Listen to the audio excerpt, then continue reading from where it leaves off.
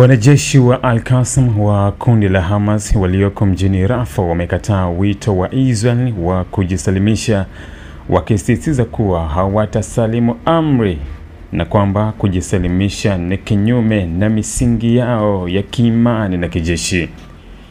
Katika taarifa yao, wapiganaji hao wameilaumu Israel kikamilifu kwa mapigano yanayoendelea, wakisema jukumu la kusitisha mapigano liko mikononi mwa wapatanishi wanaojaribu kudumisha usitishaji mapigano na kurudisha mili ya mateka, ikiwemo afisa wa jeshi la ulinzi wa Israel Hadar Goldin aliyepotea tangu mwaka 2014.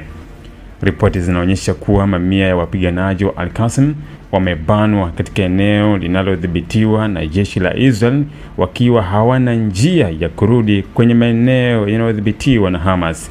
Hali hii imezua taharuki kubwa, huku duru za kijeshi zikisema wapiganaji hao wamezingirwa ndani ya mitandao ya mahandaki na maeneo ya mapigano yenye udhibiti mkali wa IDF.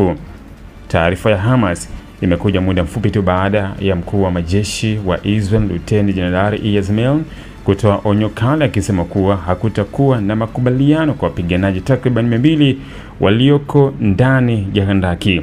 Alisisitiza kuwa msimamo wa jeshi la Israel unabaki kuwa kujisalimisha tu au kuangamizwa, akiongeza kwamba wale watakaokubali kujisalimisha watatiwa mbaroni kwa ajili ya uchunguzi.